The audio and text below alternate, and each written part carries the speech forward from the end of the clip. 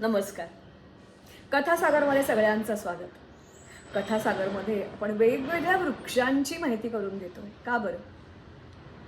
कारण हे वृक्ष हे आपल्या जीवनाचा अभिन्न अंग आहेत. शहरातल्या लोकांना खास करून आणि काही वेळेला खेड्यातल्या लोकांना सुद्धा आसपास असणारे वृक्ष दिसत असतात, पण त्यांची माहिती असते असं नाही.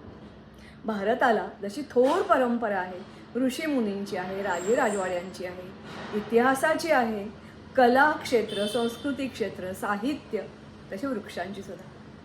भारतामध्ये इतक्या प्रकारची वनसंपत्ती आहे की माणसाचं एक नव्हे तर कित्येक आयुष्य दिली तर या सगळ्या वृक्षांची माहिती करून घेणं जवळजवळ अशक्य होईल. मात्र हा वृक्षांचा वारसा टिकवणं हे पण आपले कर्तव्य आहे. काही वेळेला नाईलाज म्हणून काही जंगलं साफ करावी लागतात, वृक्ष तोडावे लागतात. मग अशा वेळेला हे जंगलातले वृक्ष ते आपल्या शहरातही लावावे लागतील. कारण या प्रत्येक वृक्षाचं वैशिष्ट्य आहे. प्रत्येक वृक्ष हा एक तर नक्षत्र वृक्ष असतो, काही वेळेला ग्रहांशी जोडलेला असतो, काही वेळेला रामायण महाभारत किंवा निराळ्या राजवाडे यांच्या कथा जोडलेल्या असतात. काहीच नव्हे तर प्रत्येकाचं वैशिष्ट्य वेगळं असतं. पानापासून ते त्याची खोडं असतील, साल असेल, पानं, फुलं, मुळं, या प्रत्येकाचा काही ना काही औषधी उपयोग असतो आणि प्रत्येकाशी काही ना काही कथा जोडलेली असते. आणि म्हणूनच शासनाने, महाराष्ट्र शासनाने जेव्हा मला गेल्या वर्षी कॅप्टन विनायक याच्या नावासाठी जमीन दिली, तेव्हा मी ठरवलं की या कॅप्टन विनायक फार्मवर मी वृक्ष लावणार आणि ते असे वृक्ष लावणार की ते सहजासहजी शहरातल्या लोकांना बघायला मिळणार नाही. त्यांनी तिथे यावं, त्या वृक्षांची माहिती घ्यावी. मात्र त्यासाठी मला आधी माहिती पाहिजे होती, म्हणून मी असंख्य नर्सरीज पाया खालून घातल्या. आणि मग त्याच्यात कित्येक नावं अशी होती, उदाहरणार्थ फणस सडा, उंडी, टेमरू, चुक्रासिया, वावळ, कुंकू, नेवरी, करमल, समुद्रशिंकी, अशी असंख्य नावं की जी मी कधी ऐकलीही नव्हती. कित्येक झाडं नावं पुस्तकात ऐकली होती. ऐनचा वृक्ष, अर्जुन वृक्ष, नाकेश्वर, गुंज, रतनगुंज, पण त्याचा डिटेल माहिती नव्हती. अशोक मुंबईत दिसतो तो अशोक माहिती होता, पण अशोक तो नाही आहे, तो खरा अशोक नाही आहे. खरा अशोक हा सीता अशोक आहे. अशा असंख्य गोष्टी मला कळत गेल्या आणि त्यातून तिथे सध्या आम्ही जी वृक्ष लागवड केलेली आहे त्याची संख्या कधीच 4000ला पार गेलेली आहे. आज मी तुम्हाला अशाच एका आगळ्या वेगळ्या झुडुपाची ओळख करून देणार आहे. शमी आणि मंदार याचा शोध घेताना हे झाड मला सापडलं. आधी ते झाड दिसतंय कसं, त्याची पानं कशी आहेत, फुलं कशी आहेत ते बघून घ्या आणि मग त्याचे औषधी उपयोग आणि त्याचं नातं वर्तमानाशी कसं जोडता येईल ते आपण बघूया. चला तर मग. हे तुम्हाला अतिशय सुरेख जांभळ्या रंगामध्ये अतिशय आकर्षक जे झुडूप दिसतं आहे, याचं नाव आहे पांडवबत्ती. ते नाव का पडलं हे मागावून बघूया. पण हिमालयाच्या पायथ्याशी जसं पश्चिम घाटामध्ये, हा आपला आहे महाराष्ट्रातला पश्चिम घाट, अतिशय विपुल प्रमाणात ही झुडुपं, ज्याला आपण सध्या रानटी असं समजतो, पण अत्यंत गुणकारी औषधी अशी ही रोपं, ज्याचा उल्लेख हा चरक आणखीन आयुर्वेद या दोन्हीमध्ये केला गेलेला आहे. असं हे झुडूप. याच्या पर्पल फुलामुळे याला पर्पल ब्युटी बेरी, कारण ह्याला बेरीसारखी छोटी छोटी फळं येतात, पण पर्पल ब्युटी बेरी असंही म्हणतात. किंवा याला लार्ज लाईफ ब्युटी असंही इंग्रजीमध्ये नाव आहे. मराठीमध्ये याचं नाव आहे एसर किंवा झिझक. अर्थातच हे जे नाव पडलं त्याच्यासाठी त्याच्यामागे अनेक कारणं आहेत. या झाडाचं वैशिष्ट्य असं की अतिशय टोकापासून पायापर्यंत त्याच्यामध्ये अशी काही रसायनं भरलेली असतात की ज्यामुळे हे झाड रात्री चमकतं. हे पूर्ण झाड म्हणजे अर्थातच वन्यजीवांची, खास करून माकडांची मेजवानी असते. या झाडाचं सगळ्यात मोठं वैशिष्ट्य असं की हे ज्वालाग्राही आहे. ज्वालाग्राही म्हणजेच याची पानं, अर्थातच वरची पानं ही अतिशय लवदार असतात, किंचित जांभळट असतात. जसजसं खाली जावं तसतशी मात्र ती सुरुवातीला पिंगट मदार हिरवी होतात. पण ह्याच्या पानांना छोटंसं तेल लावलं, तेलाचा हात लावला आणि काडी लावली की ती रात्रभर जळत राहतात आणि उजेड देतात. अर्थातच याचाच फायदा पांडवांना ते वनवासात होते तेव्हा झाला रात्रीच्या वेळी उजेडासाठी. याच्या फळाचं वैशिष्ट्य तर आणखीनच आहे. बेरी म्हणजे लहान लहान आपल्याला जांभळासारखी त्याची छोटीशी चव असते.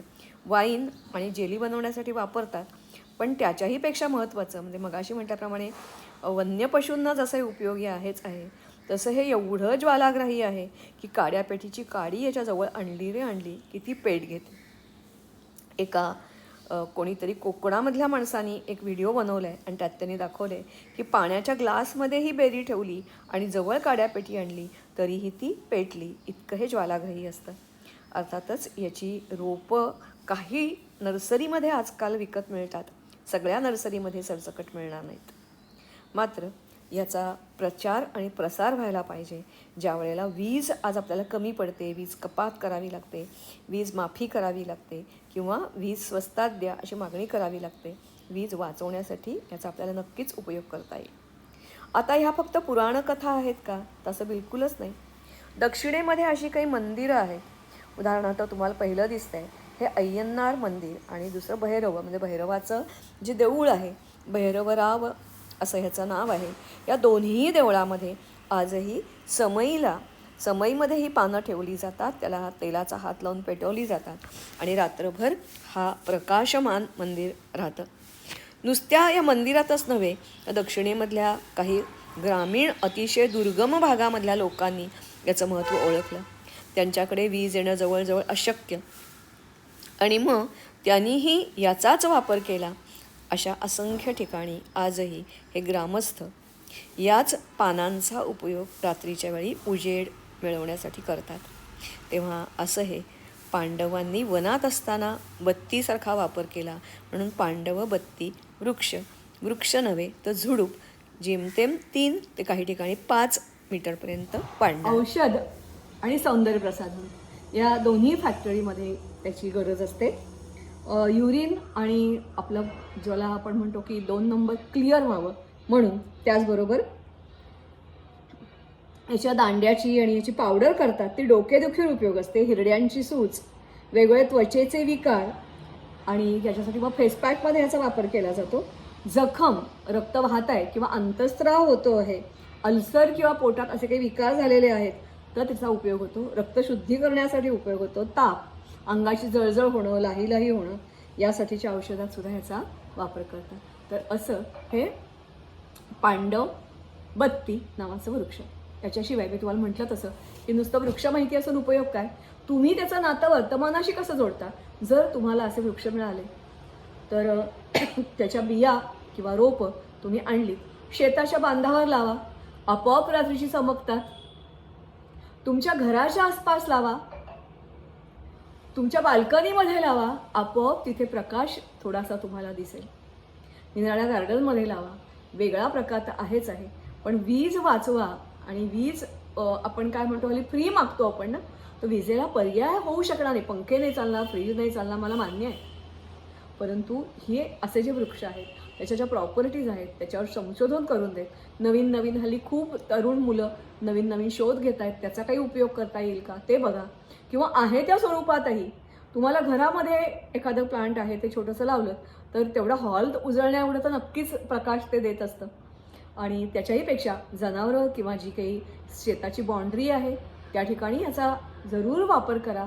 लांबच्या लांब लावा.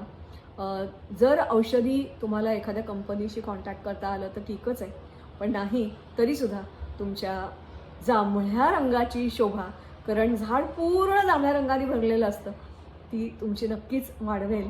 वास नसतो फारसा, पण जनावरांना ती उपयुक्त आहेत, माकडांना आहेत. आणि याच्या बिया ह्या जांभळ्यासारख्या लागतात.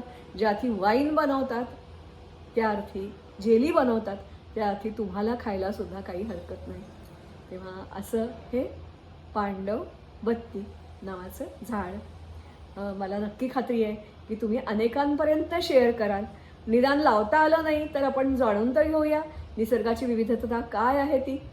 आणि मग हे सगळं ऐकलं बघितलं की आपला गर्व आपोआपच कमी होतो.